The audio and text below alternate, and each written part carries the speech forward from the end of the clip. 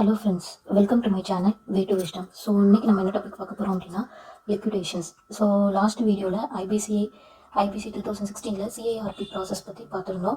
So அதோட part 2 தான் லிக்விடேஷன்ஸ். ஓகேவா?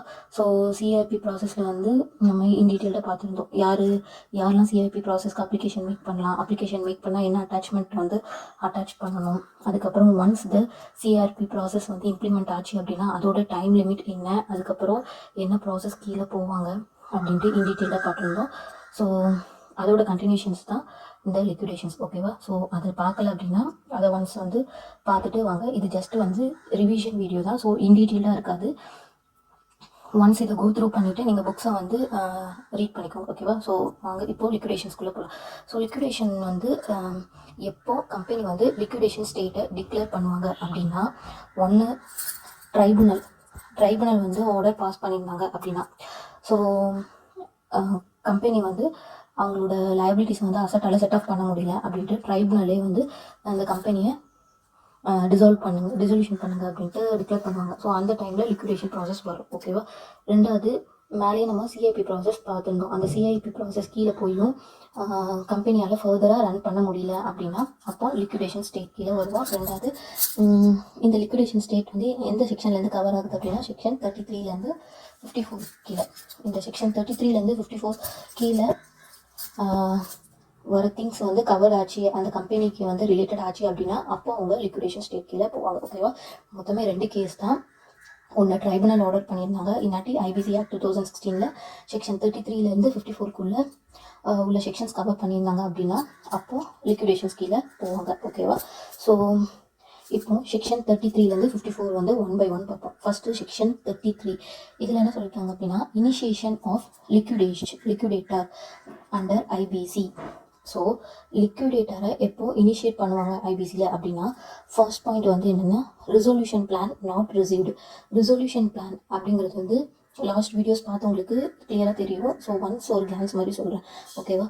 ஸோ ரிசொல்யூஷன் பிளான்ங்கிறது வந்து என்ன அப்படின்னா, based on the information memorandum declared by the resolution professional, the resolution applicant will prepare the resolution plan. ஓகேவா? So ஒன்றுமே இல்லை, resolution applicant வந்து resolution பிளான்ங்கிறது வந்து ப்ரிப்பேர் பண்ணுவாங்க. எதை வச்சு, எந்த டேட்டாவை பேஸ் பண்ணி resolution பிளான் வந்து ப்ரிப்பேர் பண்ணுவாங்க அப்படின்னா, இன்ஃபர்மேஷன்ஸ் மெமரண்டம் அது யார் ப்ரொவைட் பண்ணுவாங்க அப்படின்னா ரெசல்யூஷன் ப்ரொஃபஷனல் ப்ரொவைட் பண்ணுவாங்க. ஸோ ஓகேவா? ஸோ அந்த ரெசல்யூஷன் பிளான் வந்து வித்தின் அந்த டைம் லிமிட்டுக்குள்ளே ரிசீவ் ஆகலை அப்படின்னா அப்போது லிக்விடேட்டருக்கு வந்து இனிஷியேட் பண்ணுவாங்க. ஓகேவா? ஸோ இது வந்து ஃபர்ஸ்ட் பாயிண்ட். ரெண்டாவது பாயிண்ட் வந்து என்ன அப்படின்னா, COC are adjudicating authority reject those resolution plan. ஓகேவா? சிஓசிங்கிறது வந்து என்னது, கமிட்டி ஆஃப் கிரெடிட்டார், இல்லாட்டி adjudicating authority.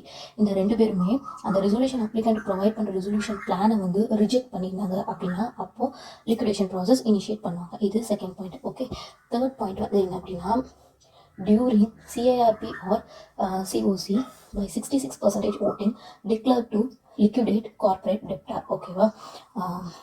During CRP process, அதாவது கார்பரேட் இன்சால்வன்சி ரெசல்யூஷன் ப்ராசஸ் நடந்துட்டு இருக்கும்போது கமிட்டி ஆஃப் கிரெடிட்டார் இருக்காங்கல்ல, அவங்களோட மீட்டிங்கில் 66% ஓட்டிங் கொடுத்து கம்பெனி வந்து லிக்விடேட் பண்ணுங்க அப்படின்ட்டு டிக்ளேர் பண்ணியிருந்தாங்க அப்படின்னா அப்போது கம்பெனி லிக்விடேட்டட் ப்ராசஸ் கீழே போகும். அடுத்தது ஃபோர்த் பாயிண்ட் என்ன அப்படின்னா, approved resolution plan is contravened. Okay, approved resolution plan, அந்த ரெசல்யூஷன் அப்ளிகண்ட் கொடுக்குற ரெசல்யூஷன் பிளான் இருக்குல்ல, அது வந்து ஏதாவது ஒரு லாக் அகெயின்ஸ்டாக இருந்துச்சு அப்படின்னா அப்போ லிக்விடேஷன் ப்ராசஸ் கீழே போவாங்க. ஓகேவா? ஸோ மொத்தமே எத்தனை பாயிண்ட்ஸ்? 4 பாயிண்ட்ஸ் தான். ஸோ அடுத்தது 4 பாயிண்ட்ஸ் ஈஸியாக ஞாபகம் வச்சுக்கோங்க. ஃபஸ்ட்டு, ரெசல்யூஷன் அப்ளிகண்ட் கைக்கே வரல அப்படின்னா அப்போ லிக்விடேஷன் ப்ராசஸ் கீழே போவாங்க. இல்லாட்டி சிஓசி அட்ஜுடிகேட்டிங் அத்தாரிட்டி அந்த லிக்விடேஷன் பிளானை வந்து ரிஜெக்ட் பண்ணியிருந்தாங்க அப்படின்னா அப்போ லிக்விடேஷன் கீழே போவாங்க. அடுத்தது சிஆர்பி ப்ராசஸ் நடந்துட்டு இருக்கும்போது சிஓசியில் 66% ஓட்டிங் வச்சு டிக்ளேர் பண்ணி லிக்விடேஷன் பண்ணுங்க அப்படின்னு டிக்ளேர் பண்ணாங்கன்னா அதுக்கப்புறம் அந்த ரெசல்யூஷன் பிளான் வந்து கான்ட்ராவென்ஸ்ட் ஆயிடுச்சு அப்படின்னா அப்போ என்ன பண்ணுவாங்க, லிக்விடேஷன்ஸ் கீழே போவாங்க. ஓகேவா?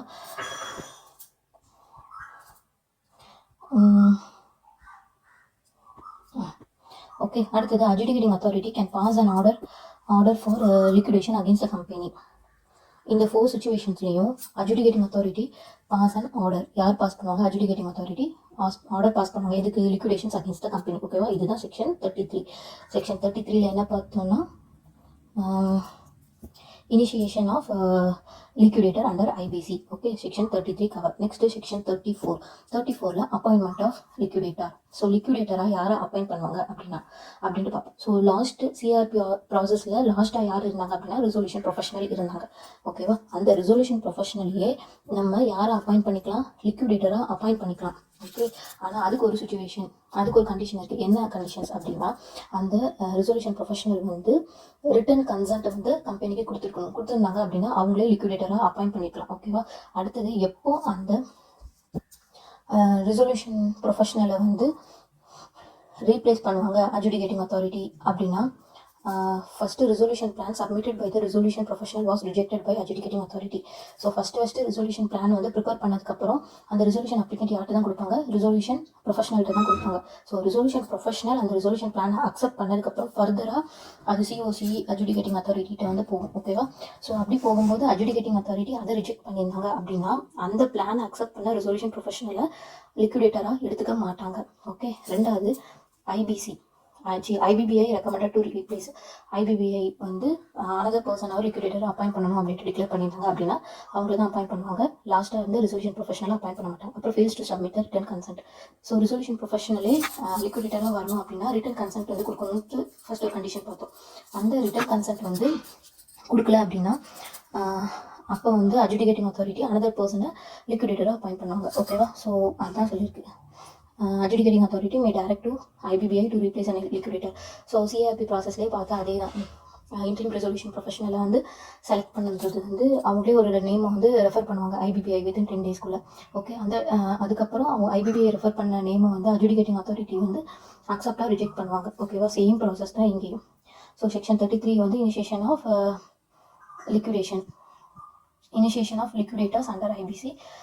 செக்ஷன் 34 வந்து அப்பாயின்மெண்ட் ஆஃப் லிக்விடேட்டர் அப்பாயிண்ட் பண்ணுறதா இருந்தாங்க அப்படின்னா ஃபர்ஸ்ட் கண்டிஷன் என்ன அப்படின்னா ரெசல்யூஷன் ப்ரொஃபஷனலையே லிக்விடேட்டராக அப்பாயிண்ட் பண்ணிக்கலாம். அப்பாயிண்ட் பண்ணுறதா இருந்தால் ரிட்டன் கன்சென்ட் ரெசல்யூஷன் ப்ரொஃபஷனல் கொடுத்துருந்தாங்க அப்படின்னா அந்த சேம் ரெசல்யூஷன் ப்ரொஃபஷனலே லிக்விடேட்டராக அப்பாயிண்ட் பண்ணிக்கலாம். இன்னாட்டி அப்பாயிண்ட் பண்ண முடியாது. அட்ஜுடிகேட்டிங் அத்தாரிட்டி வந்து அனதர் பர்சனை ரீப்ளேஸ் பண்ணுவாங்க அந்த ரெசல்யூஷன் ப்ரொஃபஷனலுக்கு பதிலாக லிக்விடேட்டரா. ஓகேவா? அது 3 கண்டிஷன்ஸ் இருக்குது. ஸோ ஈஸியாக ஃபஸ்ட்டு 2 கண்டிஷன் வந்து என்ன அப்படின்னா, ஒன்று IBBI ரெக்கமெண்ட் பண்ணுறது பர்சன், இன்னொன்று வந்து அந்த ரெசல்யூஷன் ப்ரொஃபஷனல் வந்து ரிட்டன் கன்சென்ட் கொடுக்கலன்னா. ஓகே, அந்த தேர்ட் பாயிண்ட் வந்து என்ன அப்படின்னா, அந்த resolution plan submitted by the resolution professional கொடுத்துருப்பாங்களா அதை வந்து அட்ஜுடிகேட்டிங் அத்தாரிட்டி ரிஜெக்ட் பண்ணியிருந்தாங்க அப்படின்னா. ஸோ இந்த 3 கேஸ்லையும் அட்ஜுடிகேட்டிங் அத்தாரிட்டி அனதர் பர்சனை வந்து என்ன பண்ணுவாங்க? லிக்விடேட்டராக அப்பாயிண்ட் பண்ணுவாங்க. So section 33, 34 over. Next section number 35. Okay, section 35 இல்லை, section 36 formations of liquidation estate. Okay, formation of liquidation estate.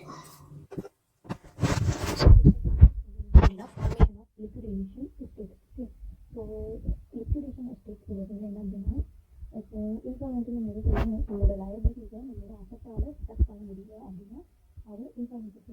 ஓகேவா? அதில் நம்மளோட அசட்டுன்ட்டு ஒன்று இருக்குல்ல, நம்ம லைபிலிட்டிஸ்லேருந்து அசட்டை மைனஸ் பண்ணுவோம்.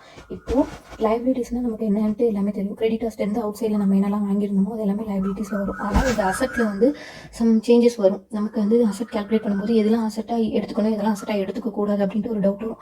ஸோ அதுதான் செக்ஷன் 36 வந்து சொல்லியிருக்காங்க. ஓகேவா? So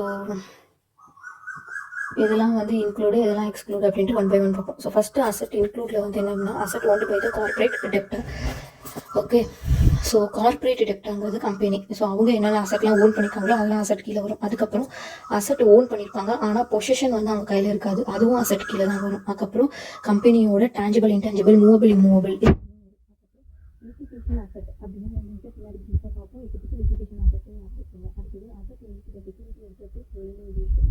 okay. அதுக்கப்புறம் asset involve in avoidance transactions. So இதை பற்றிலாம் பின்னாடி ப்ரீஃபாக பார்ப்போம். asset in which the security interest is relinquished, asset involved in avoidance transactions. So எப்போவுமே வந்து நிறைய எல்லா பாயிண்ட்ஸும் இன்க்ளூட் பண்ணணும் அப்படின்ட்டு மீனிங் இல்லை. ஆனால் நீங்கள் படிக்கிற பாயிண்ட் வந்து ஷார்ட்டாக இருந்தாலுமே ஃபுல்லாக வந்து எக்ஸாம்ஸில் எழுதணும். ஓகேவா? ஸோ 6 பாயிண்ட்ஸ் இருக்குது, மொத்தம் 7 பாயிண்ட்ஸ். உங்களுக்கு எவ்வளோ ஞாபகம் வைக்க முடியுமோ அதை எழுதிக்கோங்க. இது மேபி 1 வேர்டில் கேட்கலாம், ட்ரூ ஆர் ஃபால்ஸில் கேட்கலாம், எப்படினாலும் கேட்கலாம். ஓகேவா? ஸோ ஃபஸ்ட்டு வந்து என்ன அப்படின்னா, asset owned by the corporate debtors. அப்புறம் அசட் ஓன் பண்ணியிருக்கணும், ஆனால் பொசிஷன் அவங்க கையில் இல்லைனாலுமே அது அசட் இன்க்ளூடில் தான் வரும். அப்புறம் டேஞ்சிபிள் இன்டேஞ்சிபிள் மூவபிள் அசட் எல்லாமே அசட் இன்வால்வ்டில் தான் இன்க்ளூடில் தான் வரும். அப்புறம் லிட்டிகேஷன் அசட். அடுத்தது asset in which the security interest is relinquished, asset involve in avoidance transactions. ஓகேவா? இதெல்லாமே வந்து இதில் தான் வரும். Asset include. எந்தெந்த அசட்டெல்லாம் எடுத்துக்க மாட்டோம், இந்த அசட்டெல்லாம் நம்ம எடுத்துப்போம். எந்தெந்த அசட்டெல்லாம் எடுத்துக்க மாட்டோம் அப்படின்னா, asset in position of corporate debtors by the third party. அசட்டோட பொசிஷன் அவங்க கையில் தான் இருக்கும், ஆனால் அது யார் ஓன் பண்ணியிருப்பாங்க, தேர்ட் பார்ட்டி ஓன் பண்ணியிருப்பாங்க. ஸோ அதை எடுத்துக்க மாட்டோம். அதுக்கப்புறம் personal asset of shareholders partners of corporate debtors எடுத்துக்க மாட்டோம். அப்புறம் கார்பரேட் டெப்டார்ஸோட சப்சிடரி கம்பெனியோட அசட்டையும் எடுத்துக்க மாட்டோம். ஓகேவா? ஸோ இதுதான் வந்து section 36 formation of the liquidation estate. இது யார் ப்ரிப்பேர் பண்ணுவாங்க? லிக்விடேட்டர்ஸ் தான் ப்ரிப்பேர் பண்ணுவாங்க. ஓகேவா? அடுத்த ஒரு பாயிண்ட் என்ன அப்படின்னா, the liquidator shall prepare the asset memorandum within 75 days from the liquidation commencement date. So liquidator வந்து என்ன ப்ரிப்பேர் பண்ணணும்? அசட் மெமரண்டம் வந்து ப்ரிப்பேர் பண்ணணும் வித்தின் 75 daysக்குள்ள. ஓகேவா? நெக்ஸ்ட் வந்து section 37 source to access informations by liquidation. Okay, so liquidation கீழே போகும்போது எந்தெந்த வழியிலலாம் அவங்க இன்ஃபர்மேஷன்ஸ் ஆக்சஸ் பண்ணிக்கலாம் அப்படின்னா, ஃபர்ஸ்ட் பாயிண்ட் வந்து இன்ஃபர்மேஷன்ஸ் யூட்டிலிட்டி. ஸோ சிஐபி ப்ராசஸ்லேயே வந்து நம்ம பார்த்தோம். ஓகேவா? இன்ஃபர்மேஷன்ஸ் யூட்டிலிட்டிங்கிறது வந்து கம்பெனி வந்து அவங்களுக்கு தெரிஞ்ச இன்ஃபர்மேஷன்ஸ் அப்பப்போ அந்த இன்ஃபர்மேஷன்ஸ் யூட்டிலிட்டியில் ஃபீட் பண்ணிகிட்டே வருவாங்க. ஸோ அதுலேருந்து லிக்விடேட்டர்ஸ் வந்து அவங்களுக்கு தேவையான லிக்விடேஷன்ஸ்க்கான இன்ஃபர்மேஷன்ஸ் எடுத்துக்கலாம். ரெண்டாவது வந்து credit information system from CIBIL. So நம்ம லோன்லாம் எடுத்திருந்தா அப்படின்னா நமக்கு தெரியும் நமக்கு சிபில் ஸ்கோர் எவ்வளோ இருக்குது அப்படின்ட்டு நம்ம செக் பண்ணுவோம். ஓகேவா? ஸோ அதே மாதிரி இதில் கிரெடிட் இன்ஃபர்மேஷன் சிஸ்டம்ஸ்லேருந்து நம்ம எடுத்துக்கலாம். ஓகே, சிபில் அந்த கம்பெனிக்கான சிபில் எவ்வளோ அப்படின்ட்டு தெரிஞ்சுக்கலாம். அடுத்தது agency of central government or state government.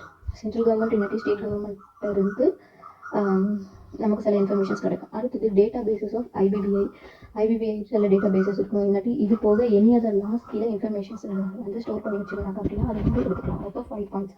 First எப்போவுமே நம்ம கையில் இருக்கிற இன்ஃபர்மேஷன் செக்யூரிட்டி அது கம்பெனி மெயின்டைன் பண்ணுறது, அதை எடுத்துக்கணும். அடுத்தது கிரெடிட் பற்றி தெரிஞ்சுக்கணும் அப்படின்னா சிபில் பார்த்துக்கணும். அடுத்தது சிஜிஐஎஸ்டி அந்த ஏஜென்சிட்டேருந்து நம்ம கேதர் பண்ணிக்கலாம். அடுத்தது ஐபிபிஐ. அடுத்தது எனி அதர் லா கீழே இன்ஃபர்மேஷன்ஸ் கிடச்சிருந்தாலும் எடுத்துக்கலாம். ஓகேவா? ஸோ நெக்ஸ்ட் வந்து என்ன அப்படின்னா, இந்த இன்ஃபர்மேஷன்ஸ் எல்லாம் கிரெடிட்டருக்கு தேவைப்பட்டுச்சு அப்படின்னா லிக்விடேட்டர்கிட்ட கேட்பாங்க. ஓகே, ஸோ லிக்விடேட்டர் என்ன பண்ணணும்? லிக்விடேட்டரோட டியூட்டி என்ன அப்படின்னா, ஃபர்னிஷ் வித்தின் 7 days. லிக்விடேட்டர் வந்து கிரெடிட்டர்ஸ் கேட்டு வித்தின் 7 daysக்குள்ளே ஃபர்னிஷ் பண்ணிடணும்.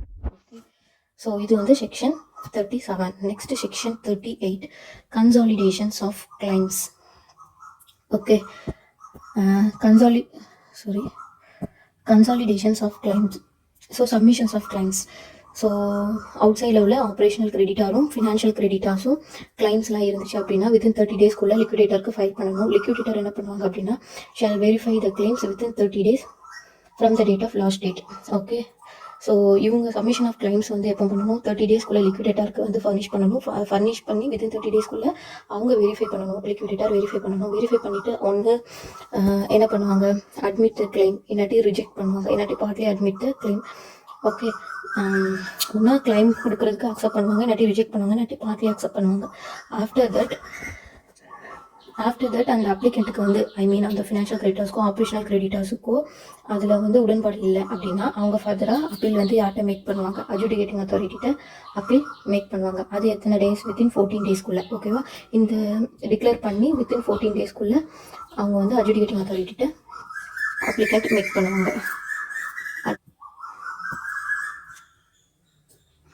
அடுத்தது செக்ஷன் 43 வந்து preferential transaction and extortionate credit transaction by corporate debtors. So preferential transactions அப்படின்ட்டு ஒரு 3 types நம்ம பார்ப்போம். ஓகேவா? ஸோ இது வந்து ரொம்ப ஈஸி தான், ஒன்றுமே இல்லை. கார்பரேட் டெப்டார்ஸ் வந்து என்ன பண்ணுவாங்க? அவங்களோட ப்ராப்பர்ட்டியோ இன்ட்ரெஸ்ட்டோ ட்ரான்ஸ்ஃபர் பண்ணியிருப்பாங்க. யாருக்கு?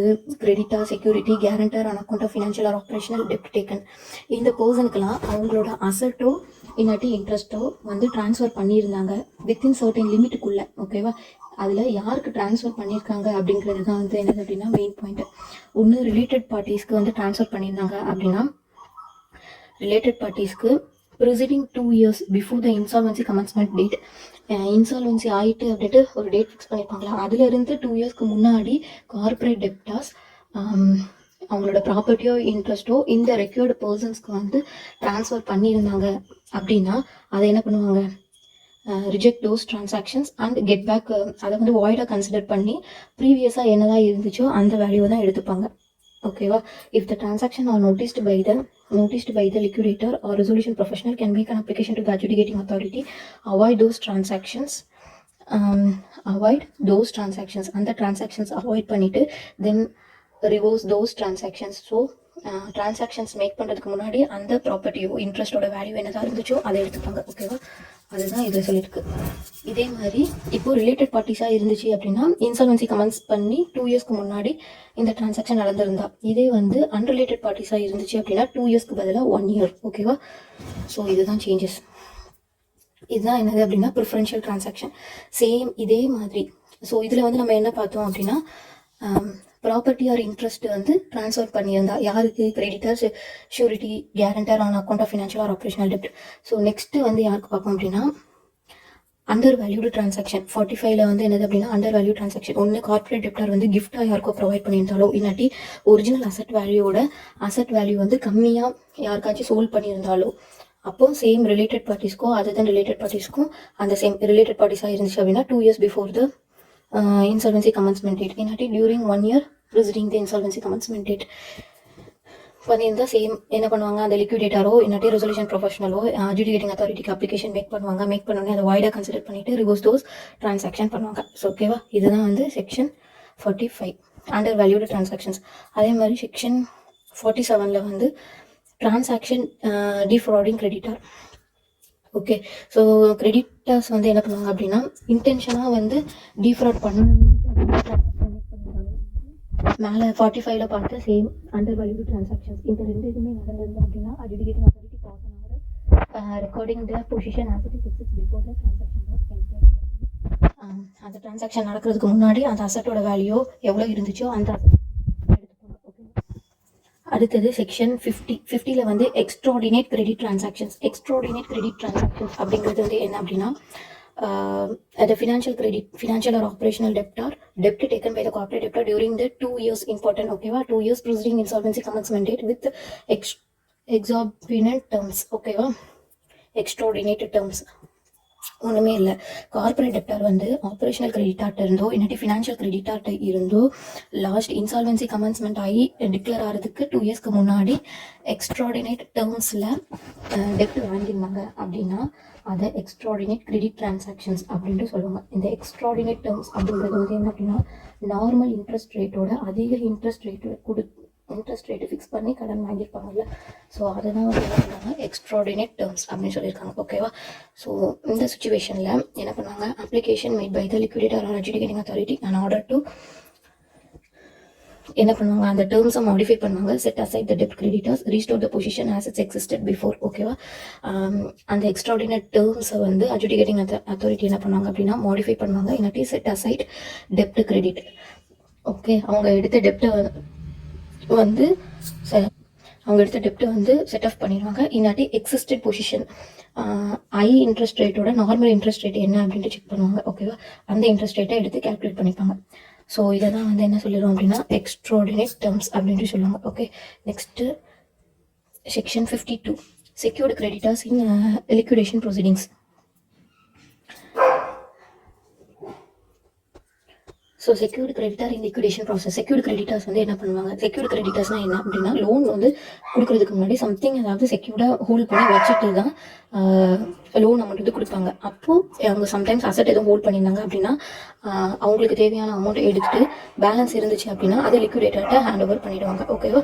சப்போஸ் அவங்க செக்யூர் பண்ண அசட் போக அவங்களுக்கு அமௌண்ட் தேவைப்படுச்சு அப்படின்னா லிக்விடேட்டர்கிட்ட இன்ஃபார்ம் பண்ணுவாங்க. லிக்விடேட்டர் அந்த லிக்விடேஷன் எஸ்டேட் மூலியமாக எஸ்டேட்டில் நம்ம பார்த்தாலும் அசட் எதெல்லாம் இன்க்ளூட் ஆகும் எதெல்லாம் எக்ஸ்க்ளூட் ஆகும் அப்படின்ட்டு அதில் கேல்குலேட் பண்ணி பேலன்ஸ் அமௌண்ட் வந்து செக்யூர்டு கிரெடிட்டர்ஸ்க்கு வந்து கொடுப்பாங்க. ஓகே, ஸோ எந்த மேனரில் கொடுப்பாங்க அப்படின்னா அதுவும் சம் லிஸ்ட் பண்ணியிருப்பாங்க. ஸோ ஃபர்ஸ்ட் ப்ரியாரிட்டி யார் கொடுக்கணும், செகண்ட் ப்ரியாரிட்டி யார் கொடுக்கணும் அப்படின்ட்டு அதை பேஸ் பண்ணி செக்யூர்டு கிரெடிட்டருக்கு பேலன்ஸ் இருந்துச்சு அப்படின்னா கொடுப்பாங்க. ஓகேவா? So next last section 53 manner of distributions under liquidations. So liquidation அந்த அமௌண்ட் கால்குலேட் பண்ணி ஒரு அமௌண்ட் வந்துருக்குல்ல, ஸோ அதை எந்த மேனரில் வந்து டிஸ்ட்ரிபியூட் பண்ணுவாங்க அப்படின்னா, ஃபஸ்ட்டு யாருக்குன்னா இன்சால்வென்சி ப்ராசஸ். ஸோ ஃபஸ்ட்டு வந்து இந்த லிக்விடேஷன் ப்ராசஸ்க்காண்டி ஏற்பட்ட செலவுகளை தான் ஃபஸ்ட்டு கொடுப்பாங்க. ஓகேவா, அந்த இன்சால்வென்சி ப்ராசஸ்க்கான காஸ்ட். ரெண்டாவது வந்து 2 பேருக்கு ஈக்குவலாக கொடுப்பாங்க. யார் அப்படின்னா, அந்த ஒர்க்மேன் டியூ ஃபார் 24 மந்த்தாக அந்த ஒர்க்மேனுக்கு வந்து டியூ இருந்துச்சு அப்படின்னா, இன்னாட்டி security creditors relinquish security interest இந்த பர்சன் கொடுப்பாங்க. அடுத்த தேர்ட் யாருக்கு கொடுப்பாங்க அப்படின்னா, unpaid wages or due to employees or workmen for 12 month. So செகண்டில் என்ன பார்த்தோம் அப்படின்னா 24 month பார்த்தோம். இப்போ இதில் 12 month. ஓகே, அன்பெய்டு வேஜஸ் அன்னாட்டி டியூ டு எம்ப்ளாயீஸ் ஒர்க்மேன், அங்கே ஒர்க்மேன் மட்டுமே 24 month பார்த்தோம். இங்கே யாருக்குன்னா எம்ப்ளாயீஸ்க்குமே. ஓகே, எத்தனை மந்த்? 12 month. இது தேர்ட் பாயிண்ட். ஃபோர்த் பாயிண்ட் வந்து அன்செக்யூர்டு கிரெடிட்டார்ஸ். அடுத்தது ஃபிஃப்த் பாயிண்ட் சேம் செகண்ட் பாயிண்ட்ல பார்த்த மாதிரி 2 பர்சனுக்கு ஈக்குவலாக. Okay, the rank equally between owned by the central government state government for 2 years ஏதாச்சும் டியூ இருந்துச்சு அப்படின்னா அவங்களுக்கு, இன்னாட்டி த டெப்ட் owned to secured creditor remaining after enforcing the security interest. Okay, so இதுதான் வந்து நான் மேலே சொல்லியிருந்தேன். செக்யூர்டு கிரெடிட்டர்ஸ்க்கு வந்து அவங்களோட செக்யூரிட்டி இன்ட்ரெஸ்ட் போக பேலன்ஸ் அமௌண்ட்டு செக்யூரிட்டி கிரெடிட்டாருக்கு வந்து கொடுக்குற மாதிரி இருந்துச்சு அப்படின்னா அவங்களுக்கு எத்தனாவது 5th பொசிஷனில் தான் வந்து பேலன்ஸ் இருந்தாங்கன்னா கொடுப்பாங்க. ஓகேவா, அடுத்தது 6th வந்து எனி அதர் டெப்ட் டியூ. அடுத்தது 7th வந்து ப்ரிஃபரன்ஷியல் கிரெடிட்டர்ஸ். அட் லாஸ்ட் தான் ஈக்விட்டி ஷேர் ஹோல்டர்ஸ். ஓகேவா, ஸோ மொத்தம் 8. Okay, 8 division. So first division அந்த இன்சால்வென்சிக்கான காஸ்ட். செகண்ட் டிவிஷன் 2 பர்சனுக்கு ஈக்குவலாக வந்து டிவைட் ஆகும். ஒன்று வந்து அந்த ஒர்க்மேன் ஃபார் 24 hours. ஓகே, இன்னொன்று வந்து செக்யூர்டு கிரெடிட்டர்ஸ். தேர்ட் பாயிண்ட் வந்து employee or workmen for 12 month. Okay, next fourth point வந்து ஃபினான்ஷியல் டெப்ட் to unsecured creditors. Fourth point. Fifth point வந்து அகெயின் 2 person ஈக்குவலி, ஒன்று CG or SG for 2 years. ரெண்டாவது வந்து என்னன்னா அந்த செக்யூர்டு கிரெடிட்டர்ஸ்க்கு பேலன்ஸ் அமௌண்ட் இருந்துச்சு, அவங்களோட செக்யூரிட்டி இன்ட்ரெஸ்ட் போக பேலன்ஸ் அமௌண்ட் பே பண்ண வேண்டியது இருந்துச்சு கம்பெனி அப்போனா அவங்களுக்கு. 6th பாயிண்ட் வந்து எனி அதர் டெப்ட் டியூ அவுட் சைடில் இருந்த டெப்ட்ஸ். ஓகே, 7th வந்து ப்ரிஃபரன்ஷியல் ஷேர் ஹோல்டர்ஸ். 8th வந்து ஈக்விட்டி ஷேர் ஹோல்டர்ஸ். ஓகேவா, ஸோ இந்த பேசிஸில் தான் வந்து அவங்களோட அமௌண்ட்டை வந்து ஸ்ப்ளிட் அப் பண்ணி கொடுப்பாங்க. Okay, so last section 54 டிசொல்யூஷன்ஸ். After liquidation, the liquidator shall make an application to the adjudicating authority to pass an order for dissolution. Okay, liquidation process எல்லாம் முடிஞ்சதுக்கப்புறம் எப்போ இந்த அமௌண்ட் எல்லாம் டிசால்வ் பண்ணி கொடுக்காங்களோ அதுக்கப்புறம் லிக்விடேஷன் ப்ராசஸ் முடிஞ்சிடும். அப்புறம் லிக்விடேட்டர் யாருக்கு அப்ளிகேஷன் மேக் பண்ணுவாங்கன்னா அட்ஜுடிகேட்டிங் அத்தாரிட்டிக்கு அப்ளிகேஷன் மேக் பண்ணுவாங்க. அப்புறம் அட்ஜுடிகேட்டிங் அத்தாரிட்டி வந்து ஆர்டர் பாஸ் பண்ணுவாங்க. எதுக்கு? டிசொல்யூஷனுக்கு ஆர்டர் பாஸ் பண்ணுவாங்க. அப்போது the corporate debtor shall be dissolved. அப்புறம் என்ன பண்ணுவாங்க அப்படின்னா forward the order of dissolution to the relevant authority with whom the corporate debtor is registered within 7 days. Okay, within 7 days. Once the adjudicating authority dissolution order pass பண்ணதுக்கு அப்புறம் corporate debtor வந்து என்ன பண்ணுவாங்க, அவங்க எந்த அத்தாரிட்டிக்கு ரெஜிஸ்டர் பண்ணியிருந்தாங்களோ அந்த அத்தாரிட்டிக்கு within 7 days அந்த ஆர்டரை ஃபார்வர்ட் பண்ணியிருக்கணும். Okay, within 7 days. So once வந்து மேலேருந்து ஃபுல்லாக கிளியராக பார்ப்போம். ஓகேவா, ஸோ இந்த பார்ட் 2 வீடியோவில் நம்ம ஸ்பெசிஃபிக்காக எதை பற்றி பார்த்தோம் அப்படின்னா லிக்விடேஷன்ஸ் பற்றி பார்த்தோம். ஸோ லிக்விடேஷன் வந்து எப்போ லிக்விடேஷன் ஸ்டேட்கில் வரும் அப்படின்னா ஒன்ஸ் ட்ரைபுனல் ஆர்டர் பாஸ் பண்ணியிருந்தாலும் இல்லாட்டி செக்ஷன் 33 54 கீழே உள்ள சுச்சுவேஷன் வந்து அந்த கம்பெனி வந்து சூட்டபிளாக இருந்துச்சு அப்படின்னா லிக்விடேஷன் வரும். எப்போ லிக்விடேஷன் இனிஷியேட் பண்ணுவாங்கன்னு பார்த்தோம். 34 அப்பாயின்மெண்ட் ஆஃப் லிக்விடேட்டரை எப்படி அப்பாயின்ட் பண்ணுவோன்னு பார்த்தோம். அடுத்தது 36 ஃபார்மேஷன் ஆஃப் லிக்விடேஷன் எஸ்டேட்டில் அசட்டில் இது இன்க்ளூட் ஆகும், இது எக்ஸ்க்ளூட் ஆகும்னு பார்த்தோம். 37 sources to access information by liquidation. So liquidator அவங்களுக்கு தேவையான இன்ஃபர்மேஷன்ஸ் எந்த சோர்சஸ்லேருந்து எடுத்துப்பாங்கன்னு பார்த்தோம். அப்புறம் 38 consolidations of claims. Okay, claims எல்லாம் வந்து லிக்விடேஷன் கேதர் பண்ணி அதை அக்செப்ட் ரிஜெக்ட் பண்ணுவாங்க. அது சாட்டிஸ்ஃபைடு இல்லை அப்படின்னா அவங்க அட்ஜுடிகேட்டிங் அத்தாரிட்டிகிட்ட வந்து அப்ளிகேஷன் போடுவாங்க வித்தின் 14 days. அடுத்தது ப்ரிஃபரன்ஷியல் டிரான்சாக்ஷனில் 3 டைப்ஸ் பார்த்தோம். ஒன்று ப்ராப்பர்ட்டி இன்ட்ரெஸ்ட் வந்து ட்ரான்ஸ்ஃபர் பண்ணியிருந்தா, இல்லாட்டி கிஃப்டாவோ இல்லாட்டி அசட் வேல்யூ கம்மியாக சோல்வ் பண்ணியிருந்தாலோ, இல்லாட்டி கிரெடிட்டர்ஸ் வந்து டீஃப்ராடாக வந்து அசட்டை வந்து டீஃப்ராடாக டிரான்சாக்ஷன்ஸில் இன்வால்வ் ஆயிருந்தாலும் இந்த 3 சுச்சுவேஷன்லையும் ரிலேட்டட் பார்ட்டிஸாக இருந்துச்சுன்னா 2 years ப்ரிசிடிங் தி இன்சால்வன்சி கமன்ஸ்மெண்ட் டேட். இதே அன்ரிலேட்டட் பார்ட்டியாக இருந்துச்சுன்னா 1 year ப்ரிசிடிங் தி இன்சால்வன்சி கமன்ஸ்மெண்ட் டேட். ஓகே, இதுக்கு முன்னாடி நடந்துருந்துச்சு அப்படின்னா அதை வந்து என்ன பண்ணுவாங்க அப்படின்னா அதை வாய்டாக கன்சிடர் பண்ணி ரிவர்ஸ் தோஸ் ட்ரான்சாக்ஷன் பண்ணுவாங்க.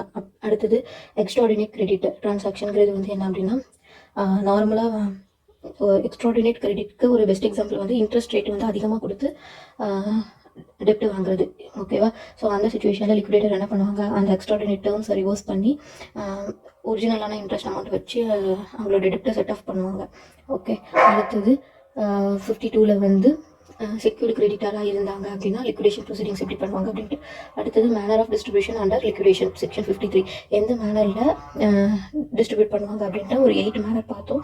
At last dissolutions. Okay, once the liquidation process முடிஞ்சதுக்கப்புறம் adjudicating authority dissolution order pass பண்ணுவாங்க. பாஸ் பண்ணதுக்கப்புறம் கார்பரேட் டெப்டர் வித்தின் 7 daysக்குள்ளே ரெப்ரசன்டேட்டிவ் அத்தாரிட்டிகிட்ட வந்து அதை ஃபார்வர்ட் பண்ணணும் ஆர்டர். ஓகேவா?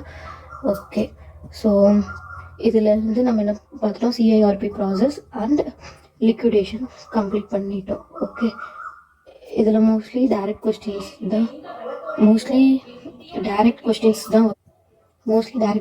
தான் வரும். நீங்கள் ஒன்ஸ் புக்ஸ் எல்லாம் ரீட் பண்ணிக்கோங்க, 1 words எல்லாம் பார்த்துக்கோங்க. Okay, thank you. Any other doubts இருந்துச்சு அப்படின்னா கமெண்ட் பண்ணுங்கள். தேங்க்யூ.